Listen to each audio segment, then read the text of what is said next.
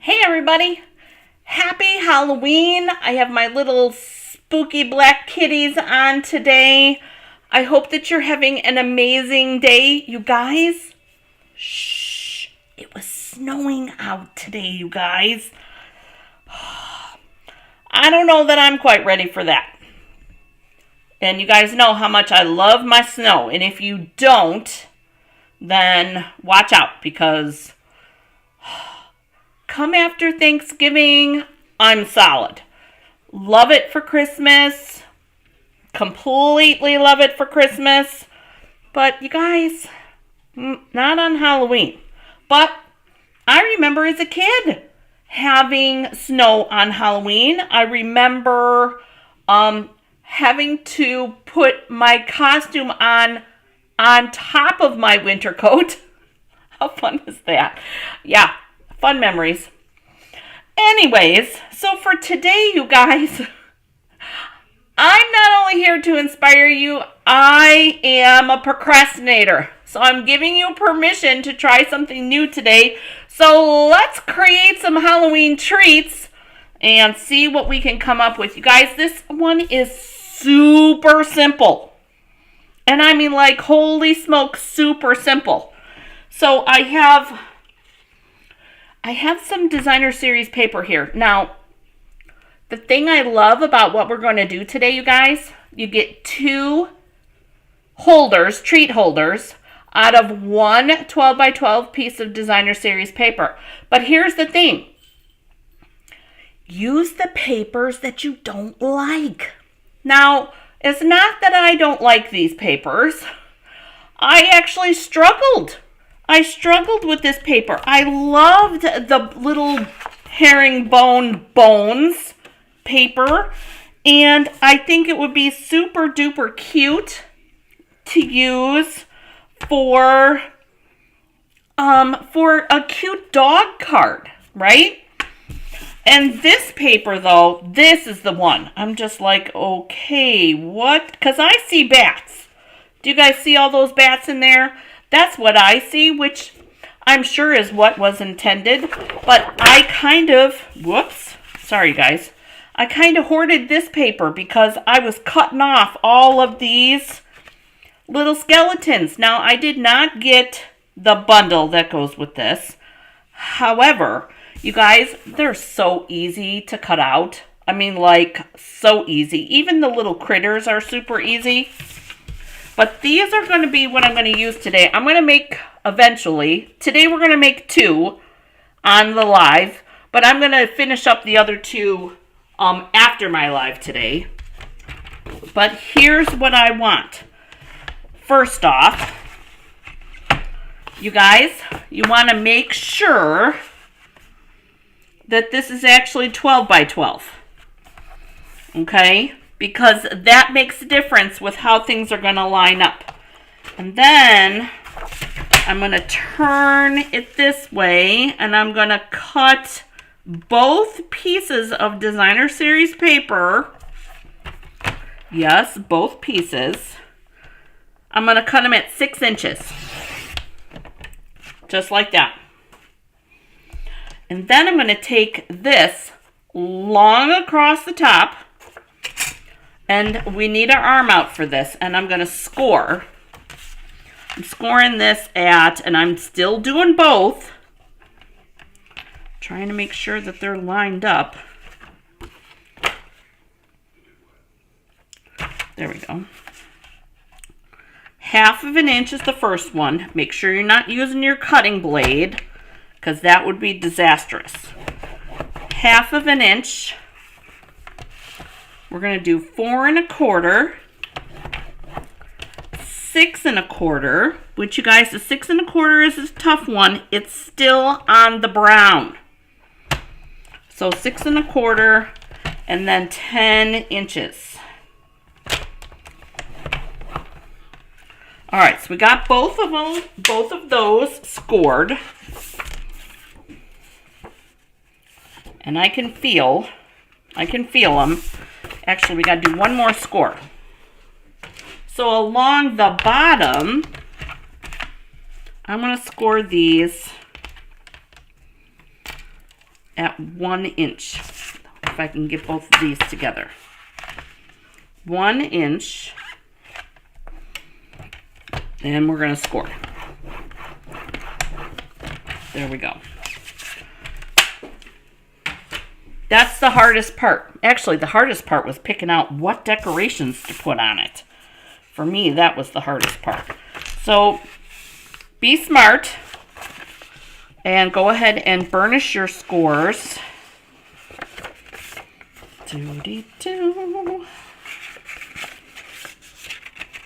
Before you cut, for 2 reasons. Number 1, it's a lot easier. And number 2, oh, we could do that side. I think we're going to still do that side.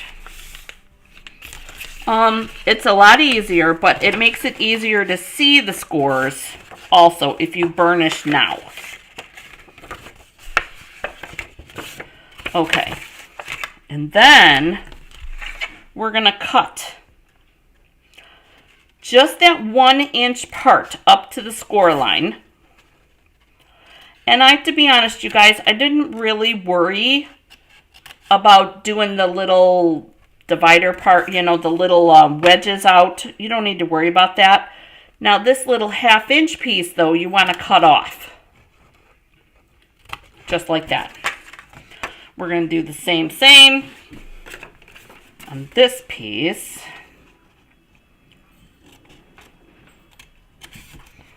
Up to the score. You guys ready for your trick-or-treaters? I know a member of my team sent me a whole bunch of pictures, you guys, of all of her trick-or-treat stuff for her trick-or-treaters.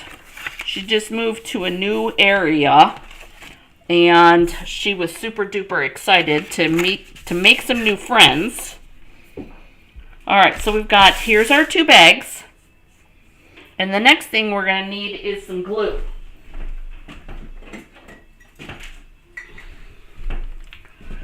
And all we're going to do is put, and don't go crazy, we just want glue on these 2 1/2 inch panels.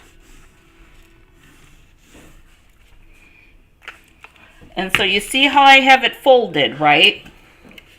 On that first score, because this is how I make sure that it all lines up.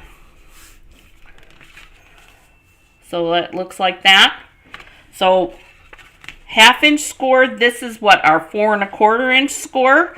You're going to fold it on there, and then you've got the 10 inch score that you're going to fold over to make sure that it's perfectly square. There we go. I hope everyone has an amazing Halloween, and if you catch this video afterwards, you guys know that these bags, because that's what we're making little trick-or-treater bags, know that these bags are so easy for any project. So I'm going to fold the little flaps down first, and I'm going to actually, I'll make sure, oh, guys, I messed up. Look at that. I should have done 1 1/4 inch. Darn it. How are we going to fix that? We can fix it. I know we can. Should have been 1 1/4 inch. Darn it.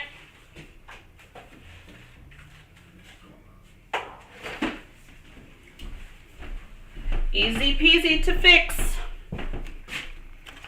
We're going to take some black paper, and I'm going to put it along the bottom. That'll make it more stable too. I'm not going to lie though, that's not what I wanted. But, you guys, most things are fixable. Seriously. So, alright, so here's our dilemma. My pages don't meet.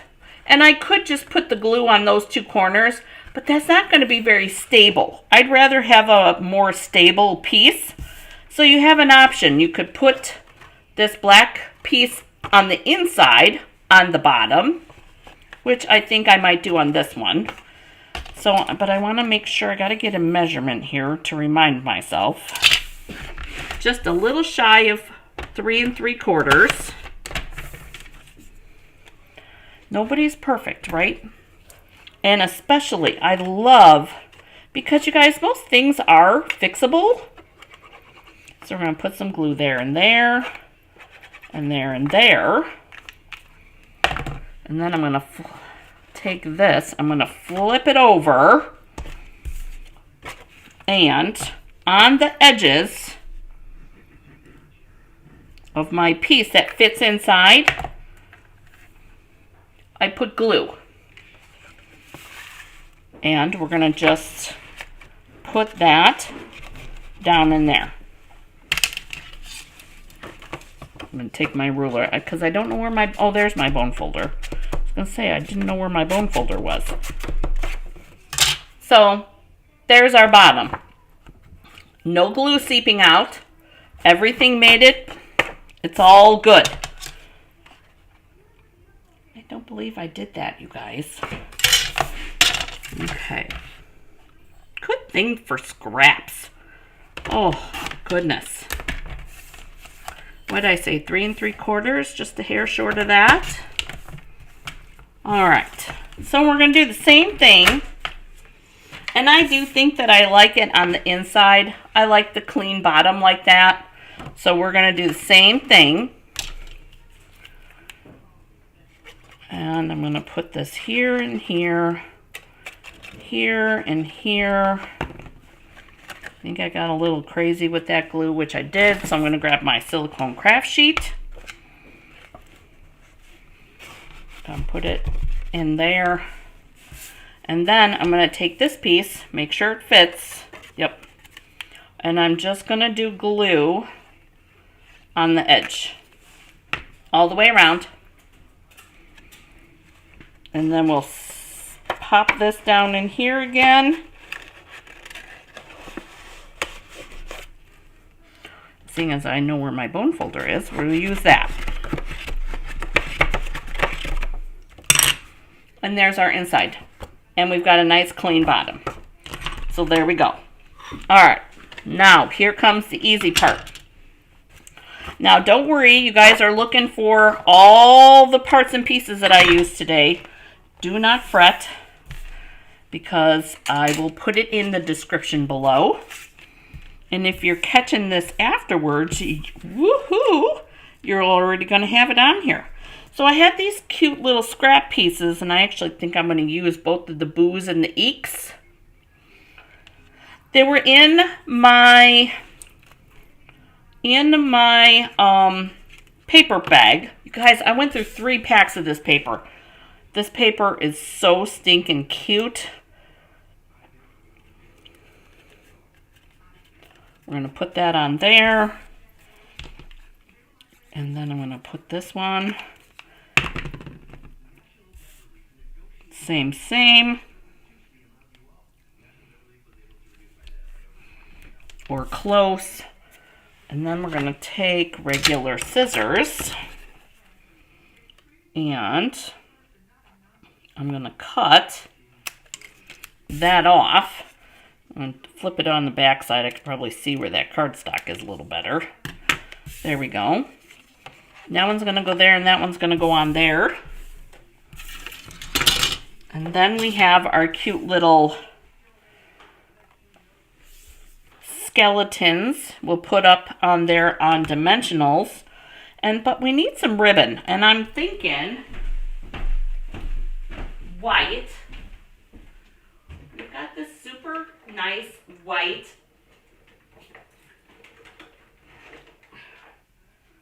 ribbon, and then some black baker's twine. Because both of the DSPs have white paper. So this is the basic white herringbone ribbon. So it is a nice thick ribbon. We'll grab our ribbon scissors. And before we adhere it here, what I want to do is I want to slip it through. Figure out how much of it I want. Oh, I like that. Okay. I usually, oh, yeah, I just said that, or just about to say it, and I didn't do it. I like to vary my edges, meaning the points on one side and the points on the other. So we're going to do the same for this one there. You guys are going to ask me how much ribbon, because I do get asked that on occasion. So let's say 7 inches-ish, give or take. So we're going to stick that in here.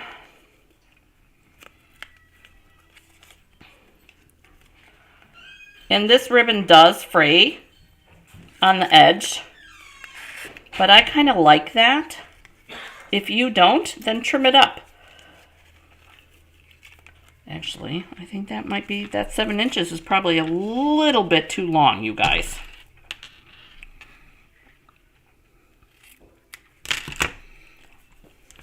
There we go. And then our black baker's twine. Uh-oh, I'm almost out. Use our reverse tweezers. Now, the reason I'm using the reverse tweezers here, you guys, is because it gives this some weight. Meaning that it's going to not wobble around as much. It's not perfect, but it does make a difference. It does help, let's put it that way. So did you guys make any special treats for any of your special trick-or-treaters? I'm curious.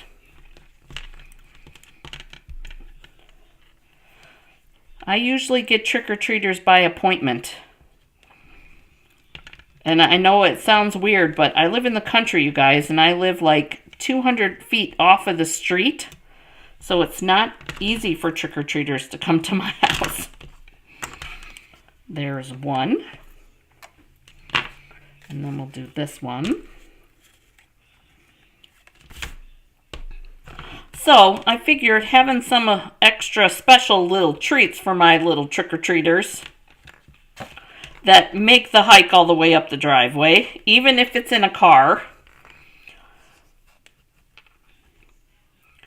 That it's a fun thing to have.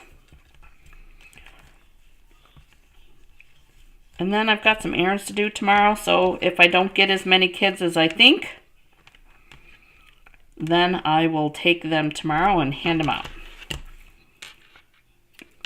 There we go. There's number 2. And now we're going to put on our little skeleton guy with a couple of dimensionals. The other thing I like about this bag, you guys, is that, let's put those away so I don't use those, is that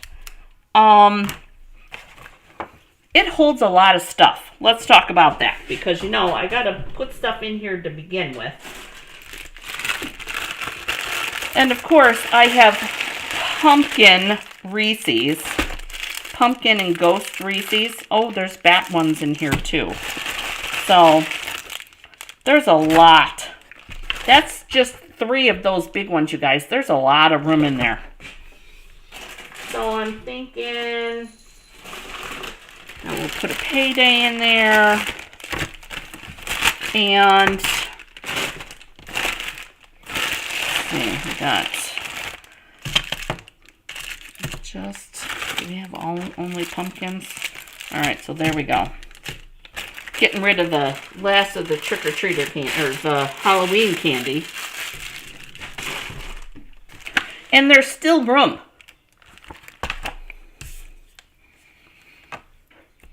So, lots and lots of room in these bags. You could put gift cards in there. You could put $1 in there. You could put a lot of things.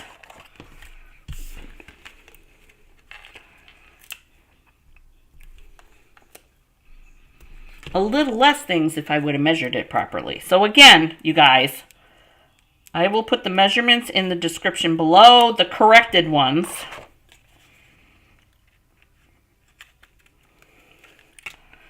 And here's our cute little treats. Just like that. Dimensionals. Oh, you guys, I love me some dimensionals. So we've got that one. And this one. And I'm thinking the other two I'm going to put some ghosts on. Let's put the candy in here. Oh, yeah, I got to do, let's see, 1, 2. So we'll leave 1, because I only have that many of these. So we'll do ghosts and pumpkins. We'll do 2, one of the, oh, shoot. I got other stuff. I got Smarties and I got all kinds of things. So that's what I'm going to do. But I'm thinking that the other 2 that I make with the other papers that I have left, you guys, I'm going to use the ghosts from the Tricks and Treats bundle. And they'll be in the thumbnail so that you can see the photo when they're done. But I hope that you guys are having a great day. As I look out the window, you guys, it's snowing again. It's so windy. Oh, stay warm out there, you guys. Take care of your trick-or-treaters and have an amazing day getting crafty. I hope that this inspired you to try this bag. I've done this bag a lot, you guys. I love this bag. But thanks so much for joining me. I look forward to seeing you next time. Bye-bye.